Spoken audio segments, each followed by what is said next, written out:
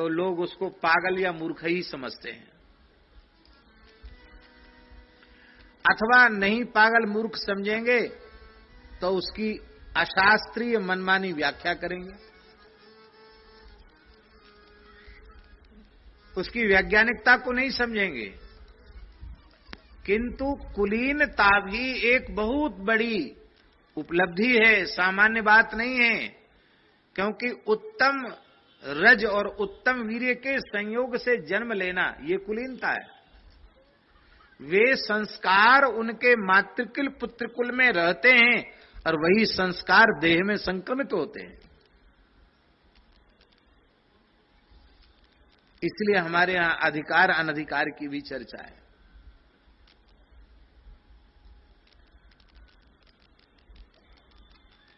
किस देह में ज्ञान पचता है वो देह भी अलग होता है। ज्ञान भी सब में पचता नहीं है। कुलीनता भी ये मतलब नहीं है, कुलीन व्यक्ति भी भगवत विमुख है तो उसकी कुलीनता भी उसका कल्याण नहीं करेगी, बात अलग है। और अकुलीन व्यक्ति भी भगवत भक्त है तो भगवत भक्ति के प्रताप से वह अकुलीनता भी उसके कल्याण के मार्ग में बाधक नहीं बनेगी, उसका परम कल्याण हो जाएगा, कोई संदेह नहीं है। कोई बड़े से बड़ा कुलीन व्यक्ति है, लोग कहेंगे भैया इनके जैसा खानदान तो संसार में दूसरा कोई बड़े कुलीन है। संसार का सबसे बड़ा कुलीन व्यक्ति हो और श्री वृंदावन का आश्रय उसको न मिला हो, ब्रजभूमि में अनुराग न हो, युगल श्री राधा श्याम सुंदर के चरणों में अनुराग उसका न बना हो, तो उसका कुल भी उसके किस काम में आने वाला है। पहले व्यास जी की बात याद आ गई, व्यास जी की बात कर देते हैं। बोले शंकर जी लिखने योग्य बात है, व्यास जी की साखी है।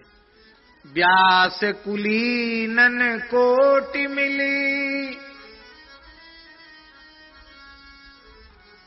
व्यास कुलीनन कोटि मिली, बामन 1,25,000 एक भक्त रे दास पे, तुले न तिनको शीस।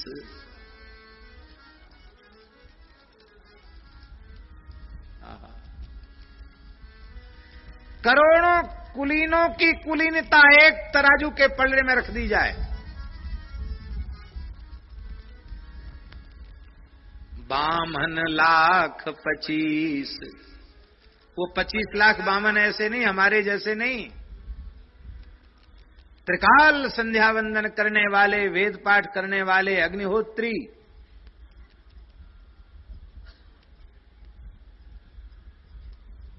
ऐसे 25 लाख ब्राह्मण, उनका ब्रह्मत्व।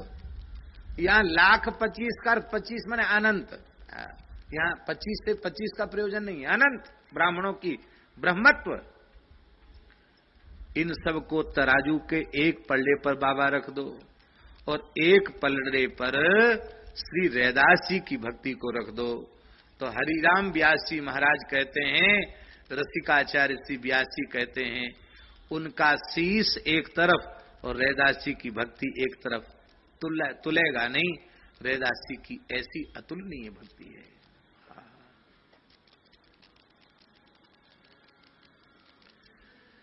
पवित्र सनाड्य विप्रकुल में जन्म हुआ था हरिराम व्यास जी का। ओरछा नरेश के राजगुरु थे वो, लेकिन वे अपनी वाणी में एक जगह कहते हैं, व्यास ही बामन मत गिनो, हरिदासन को दास। मुझे ब्राह्मण मत मानो, मैं तो हरिदासों का भी दास हूं।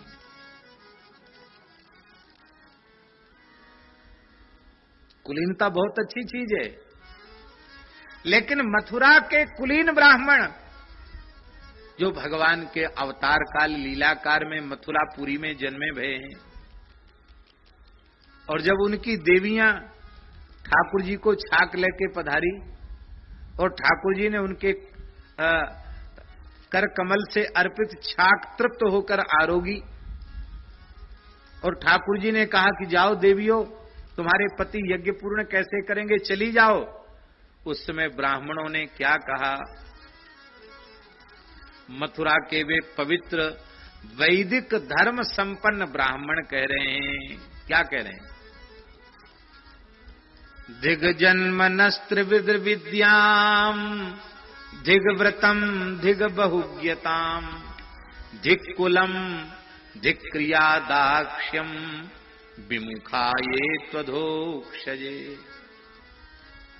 वे ब्राह्मण करें दिग्जन्म, तीर्थ में पवित्र ब्राह्मण कुल में हमारा जन्म हुआ, पर धिक्कार है।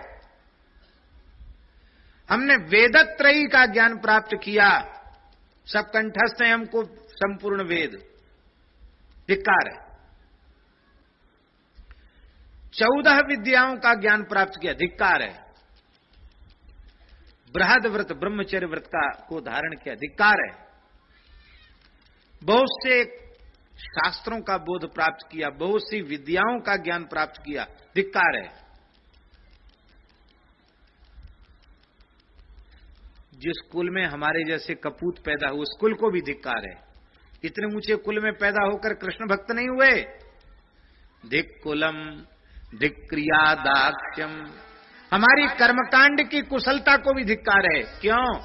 बोले विमुखा ये त्वधोक्षजे, क्योंकि हम भगवान से विमुख हैं और हमारी पत्नियां नासाम द्विजाति संस्कारो न निवासो गुरावपि न तपो नात्ममीमांसा। आहा,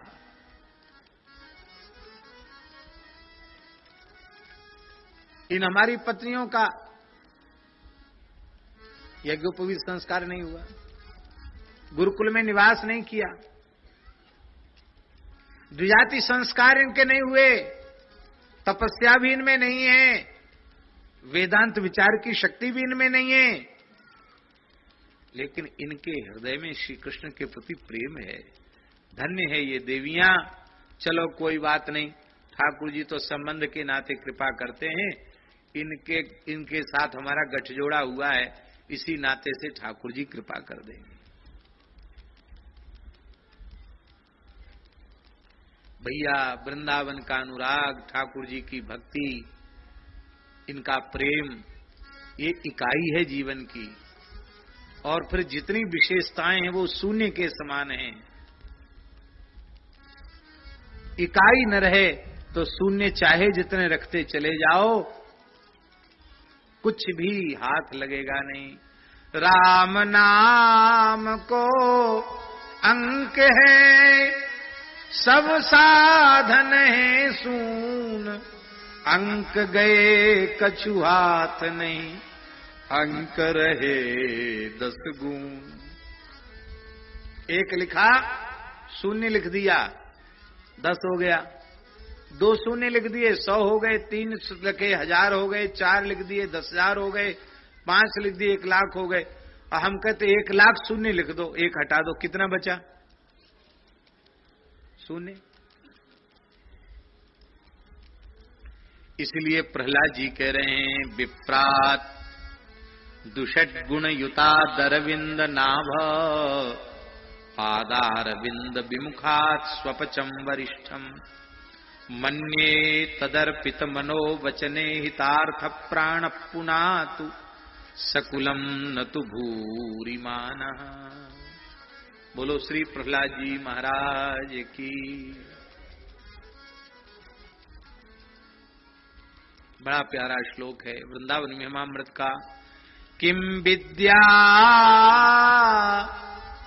कुलशील रूप विभवै, किम दान यज्ञादिभिः, किम विख्याति शतैः, किमुग्र तपसा, किम न्यास योगादिभिः किम तत्त्वानुभवेन विष्णु भजनैः किम तस्य वात्यद्भुते यो वृंदावन ईश मोहन रसे प्यासीन्न सर्वस्वधी।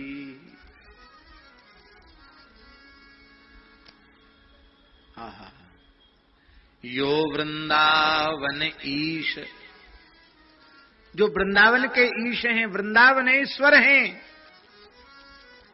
कौन है वृंदावनेश्वर? आराध्यो भगवान ब्रजेश तनय तद्धाम वृंदावनम। नंदनंदन श्री कृष्ण, रसिक शेखर मुरली मनोहर श्याम सुंदर, यही श्री वृंदावनेश्वर हैं, यही मोहन हैं। और इस रस की अधिष्ठात्री अधिष्ठाता रसिक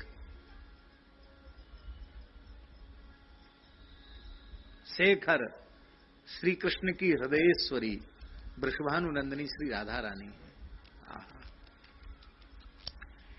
इन युगल श्री श्यामा श्याम, इनकी अति अद्भुत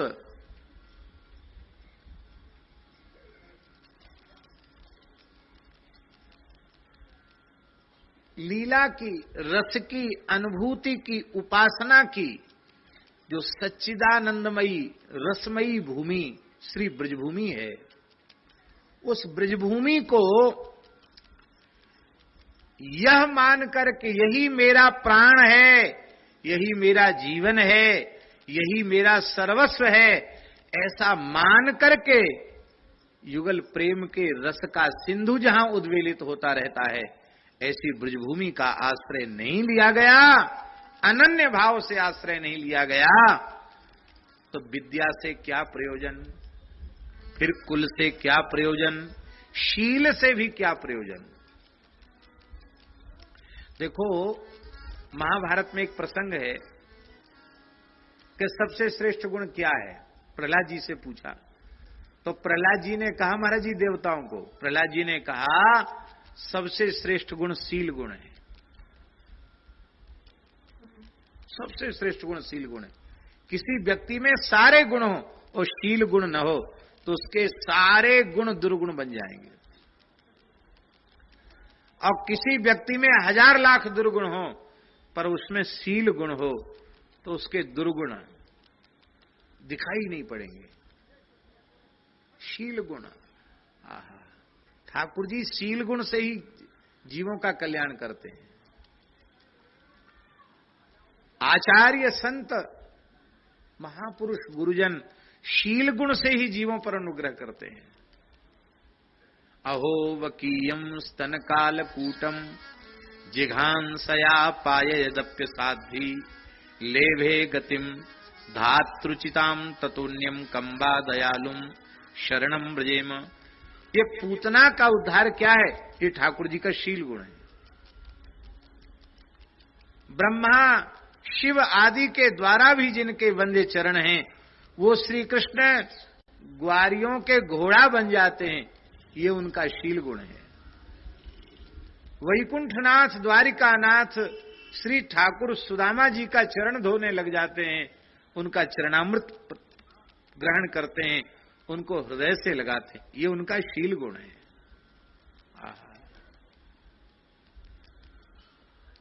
बड़ी भारी महिमा है शील गुण की। भगवान में शील गुण और भगवान के भक्तों में शील गुण होता है। किंतु कोई भक्ति शून्य व्यक्ति है, वृंदावन के प्रति अनुराग नहीं है और शीलवान है, तो उसका शील किस काम का? किसी काम का शील नहीं। बड़ा रूपवान है, बड़ा वैभव है, लेकिन किस काम का? बड़ा दानवीर है, बहुत यज्ञ करने वाला है और इतना अच्छा वक्ता है कि एक एक तत्व की सैकड़ों प्रकार से व्याख्या कर सकता है। अष्टांग योग में पारंगत है, सन्यास धर्म का बड़ी दृढ़ता पूर्वक पालन करता है। ये सारी विशेषताएं हैं। और इतना ही नहीं, नारायण ही परात्पर परतत्व हैं, विष्णु ही परतत्व हैं, ऐसा मानकर विष्णु का भजन भी करता है। अब देखो और ध्यान से सुने, भगवत स्वरूपों में भेद करने की बात नहीं कह रहे हैं, पर यहां श्री प्रबोधानंद पाद सरस्वती का भाव यह है कि भगवान के विष्णु स्वरूप की जो भक्ति है वह ऐश्वर्य गुण विशिष्ट भक्ति है, ऐश्वर्यमयी भक्ति है, किंतु वृंदावन के मुरली मनोहर की जो भक्ति है वो विशुद्धतम माधुर्यमयी भक्ति है। अरे बोले भाई भगवान के ही तो गुण है ऐश्वर्य और माधुर्य, क्या ठाकुर जी में वृंदावन में माधुर्य है तो क्या उनमें ऐश्वर्य नहीं है?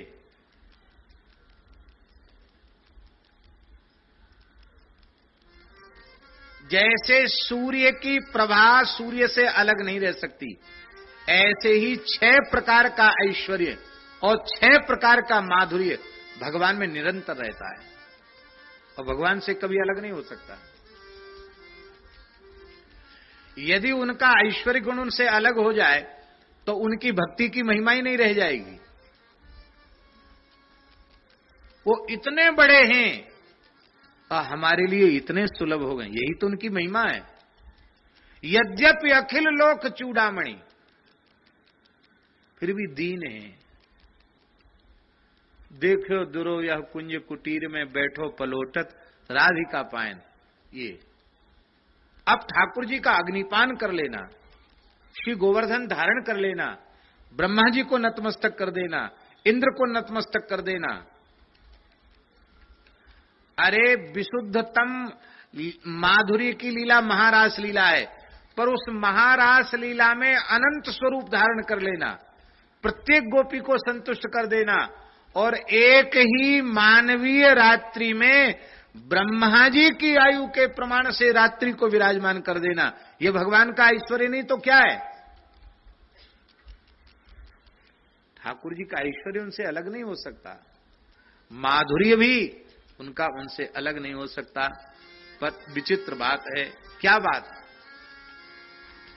ब्रज में माधुर्य का इतना प्रकाश है, इतना प्रकाश है कि उस माधुर्य ने ऐश्वर्य को ढक रखा है।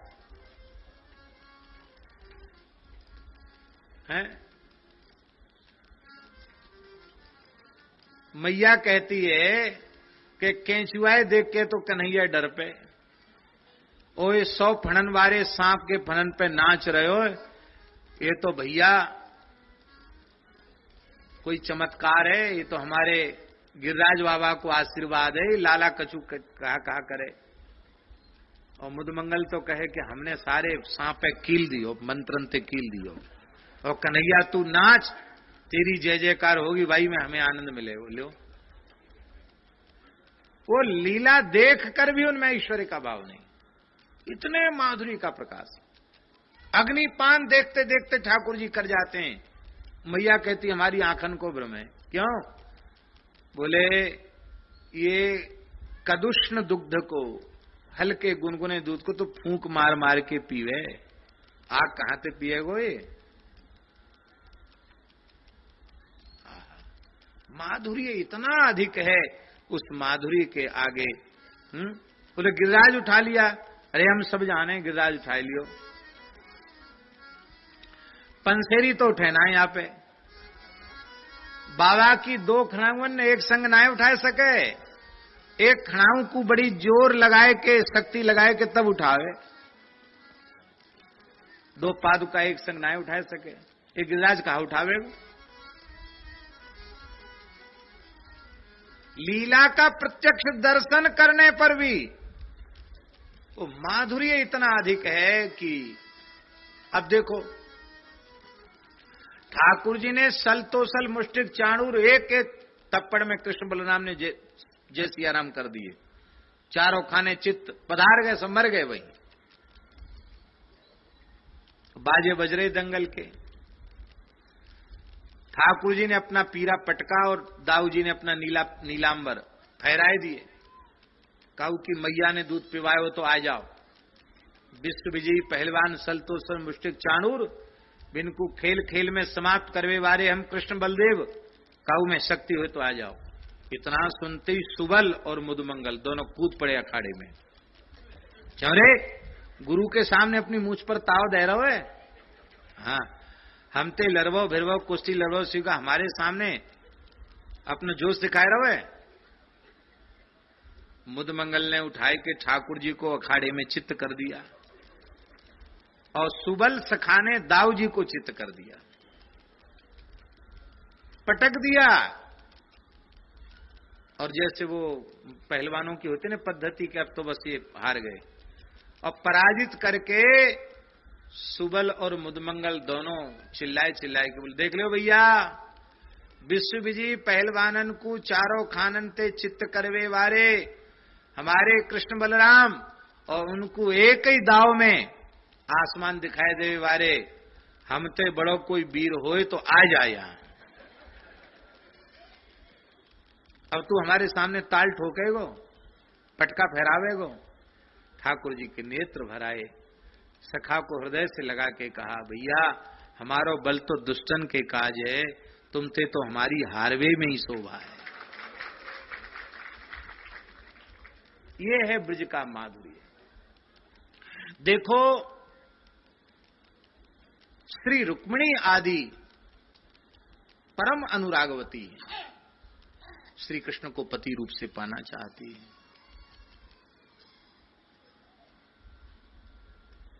नमस्ये त्वांबिके भीक्षम स्वसंतानयुतां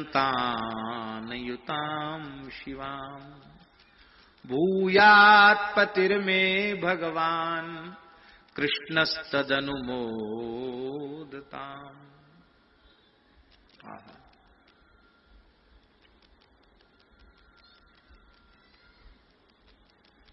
हे अंबिके, आपकी संतान के सहित हम आपको बार बार प्रणाम करती हैं। भगवान श्री कृष्ण हमें पति रूप से प्राप्त हो और मिले, द्वारका की रानी पटरानियों को भगवान मिले, और बाबा पति रूप से ही पाने की कामना ब्रज कुमारिकाओं की है, पर वो भगवान को नहीं चाहती है। वो क्या कह रही हैं? वो कह रही है, कात्यायनी महामाये महायोगिन्यधीश्वरी नंद गोप सुतम देवी पतिम में कुरुते नमः। नंद गोप कुमार हमें पति रूप से प्राप्त हो। पति तो दोनों के मिले, पति रूप से ठाकुर जी मिले, पर अंतर कितना बड़ा आ गया। नंद गोप कुमार कहने में और भगवान कहने में कितना अंतर आ गया। वो एक नहीं, दो नहीं, तीन नहीं, 16,108 हैं। साक्षात भगवती महालक्ष्मी का स्वरूप। महालक्ष्मी ही इतने रूपों में ठाकुर की सेवा कर रही है। क्या कहना उनका रूप, क्या कहना उनका शील, क्या कहनी उनकी प्रीति, क्या कहना उनका समर्पण।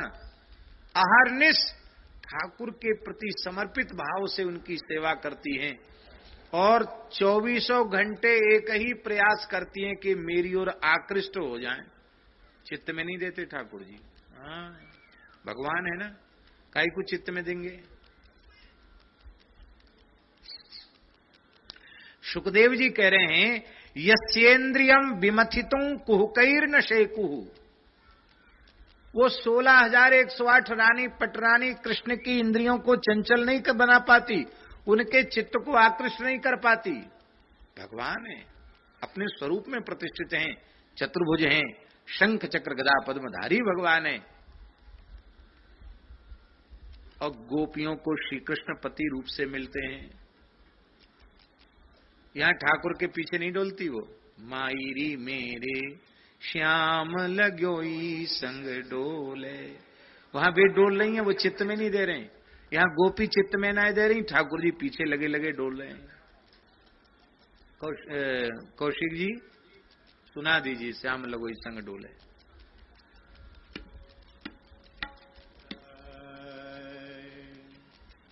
श्याम लगो संग डोले, ये श्याम लगो संग डोले, माई मेरे श्याम लगो संग डोले। मई मेरे श्याम लगो संग डोले। ये लाला का नाम, ये श्याम लगो संग डोले, माई मेरे श्याम लगो संग डोले। जित जाऊं तित ये लाला, जित जाऊं तित आरोई आवे, आरोई आवे, जित जाऊं तित आरोई आवे। ये तो बिना बुलाए री बोले, ये तो बिन बुलाए बोले, माई मेरे श्याम लगो संग डोले। आज माई मेरे श्याम लगो संग डोले, अरे माई मेरे श्याम लगो। कहा करूं ये लोभी मेरे नैना, ये कहा करूं सखी, कहा करूं ये कहा करूं, ये कहा करूं, ये लोभी मेरे नैना नैना नैना नैना। ये री बस की नेरी बीन बोले, कहा करूँगे लोभी मेरे नैना, बस की ने बिन मोले। कहा करूं रे, कहा करूं ये लोभी मेरे नैना, बस की नेरी बिन भूले। कुम्मन दास श्री गोवर्धन धन, कुम्मन दास श्री गोवर्धन। क्या करे हंस हंस घूंघट खोले, अरे माई मेरो हंस हंस घूंघट खोले, माई मेरो हंस हंस घूंघट खोले, अरे माई मेरे श्याम लगो संग डोले। अरे श्याम लगो रे, काना लगो रे, श्याम लगो संग डोले, अरे माई मेरे श्याम लगो संग डोले।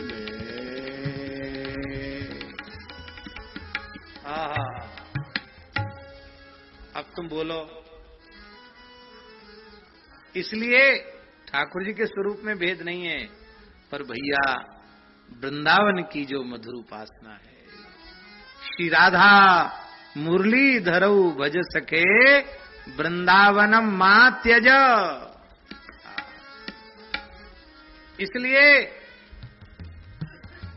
यदि इतना सब करने के बाद भी विष्णु भजन में प्रवृत्त है, किंतु वृंदावन की जो मधुर भावना रसोपासना है उसमें भाव जागृत नहीं हुआ, वृंदावन सर्वस्व उसका नहीं बना, तो इन सारी उपलब्धियों का भी क्या फल है? इन उपलब्धियों का भी कोई फल नहीं है। इसलिए